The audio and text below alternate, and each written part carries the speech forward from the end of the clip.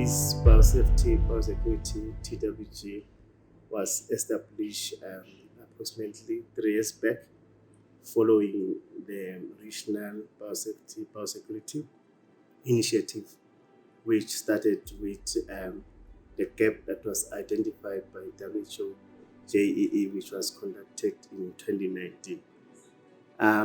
The National Biosafety Biosecurity is one of the programs that is very instrumental in terms of implementing biosafety, biosecurity systems in the country.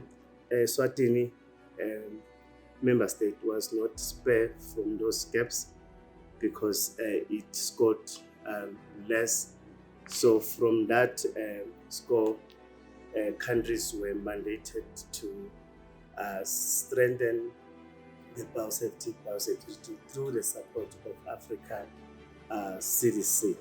So we started with quite a number of activities that we did. We trained a number of health professionals and agriculture professionals on biosafety, biosecurity. We started with a trainer of trainers, then we did a step down training on biosafety, biosecurity. On top of the trainings, we benefited a lot from the regional biosafety, biosecurity initiative through the trainings that were conducted at NICD, where we sent again quite a number of professionals, both from agriculture, health, and other sectors. Otherwise, this is a very, very great initiative.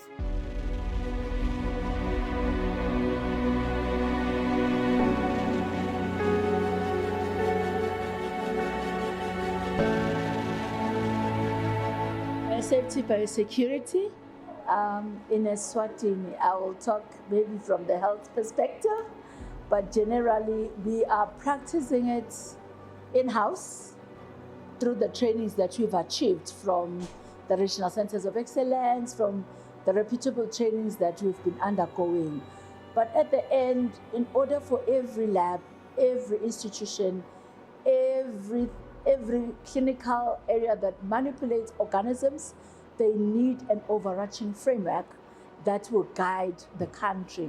It should be a legal document that oversees every function that is within these areas for the biosafety and security of the personnel, of the environment, of the country as well, both biosafety and security.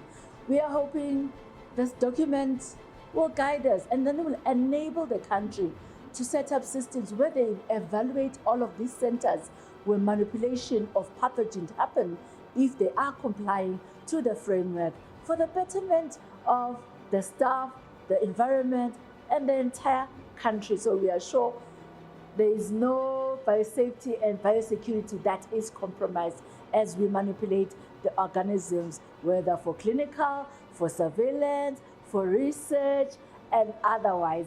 Those pathogens need to be worked under legal documents that are guiding us as a country. We look forward to this and are excited.